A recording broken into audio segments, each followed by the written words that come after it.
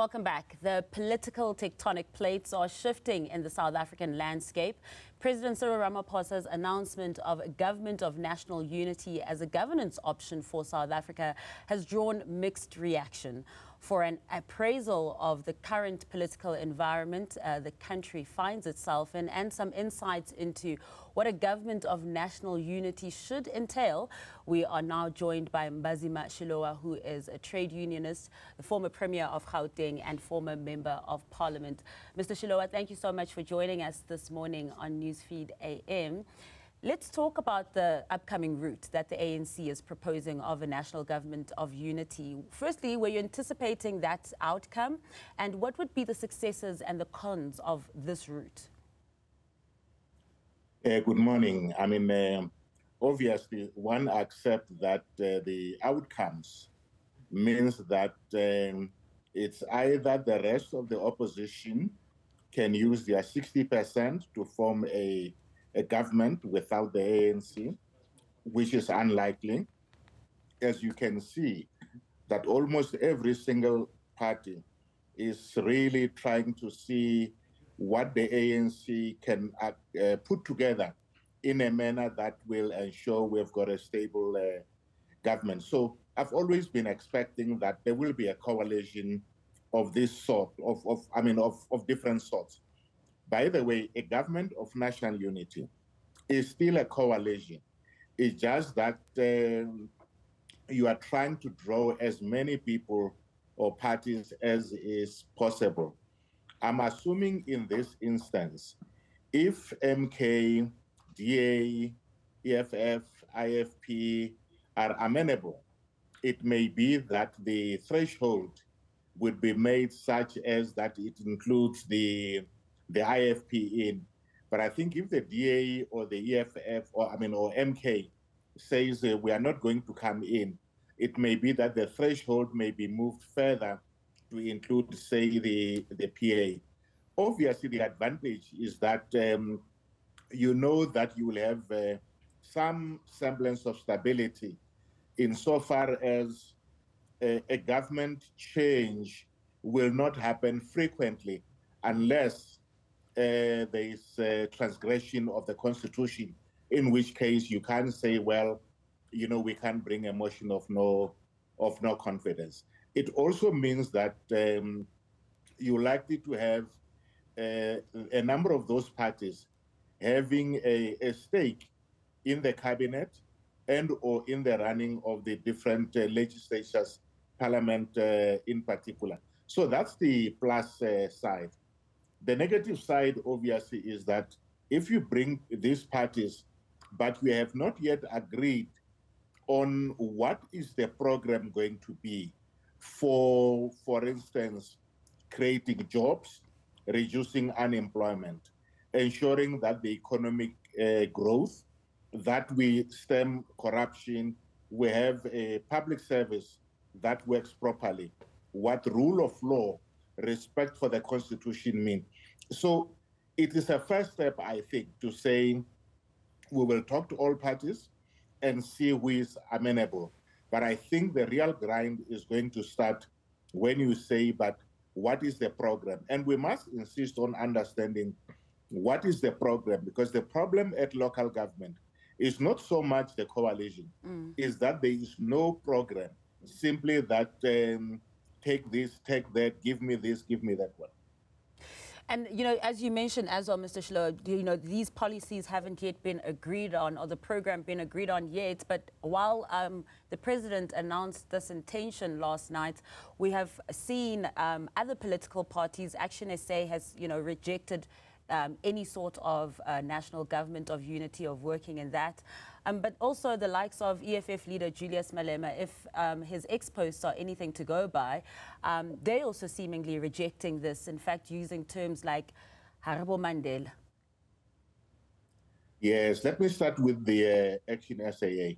I think Action SAA did say upfront that they will not be willing to work in a government that may include the ANC. So I think that's really what they are trying to do. Personally, I think they are wrong, but that's a principled position they have taken.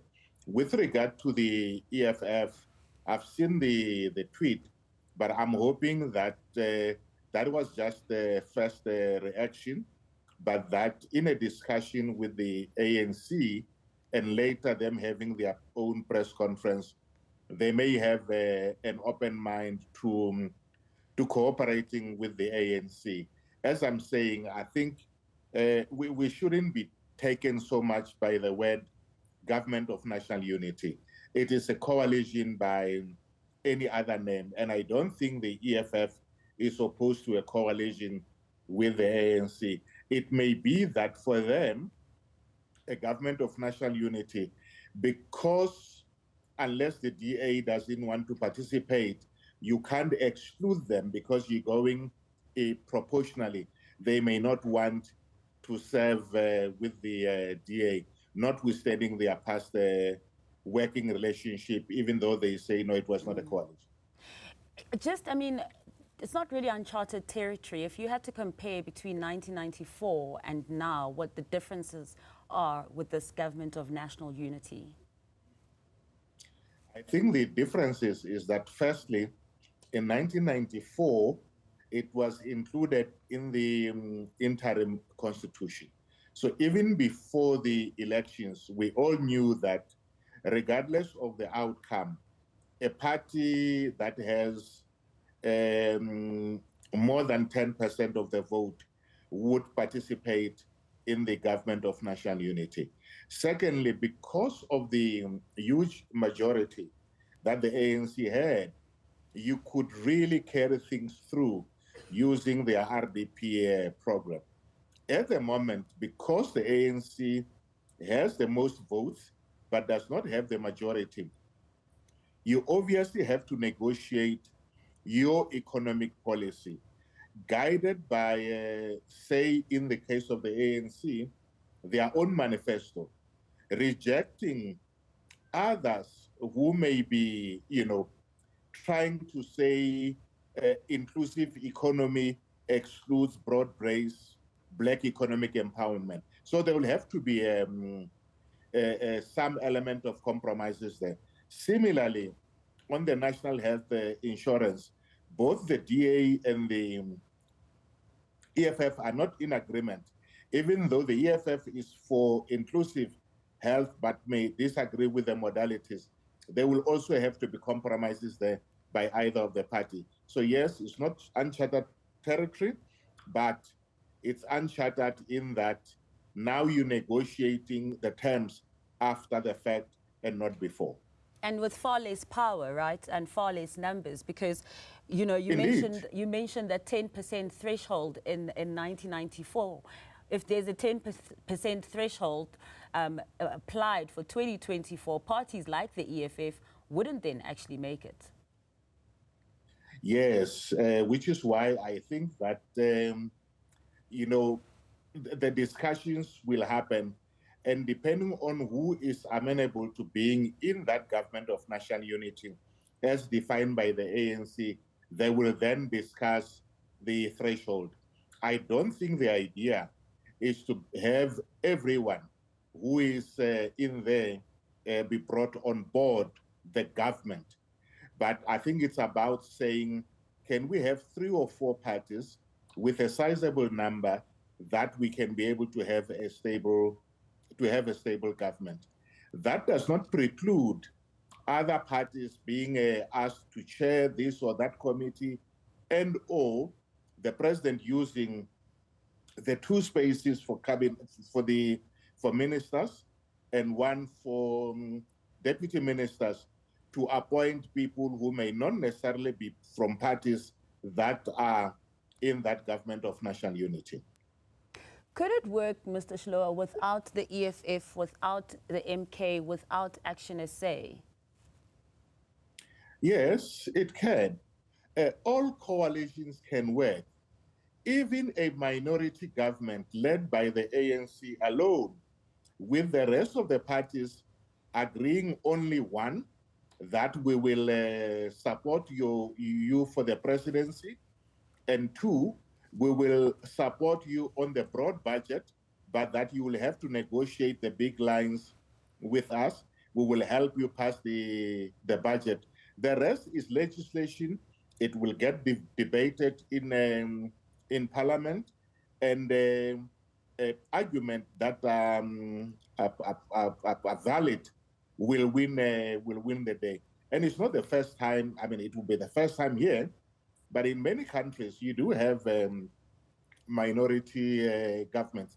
If you go to Spain, in Spain, the current government does not have a majority, but they have support, say, from other provinces in this instance because of how they work.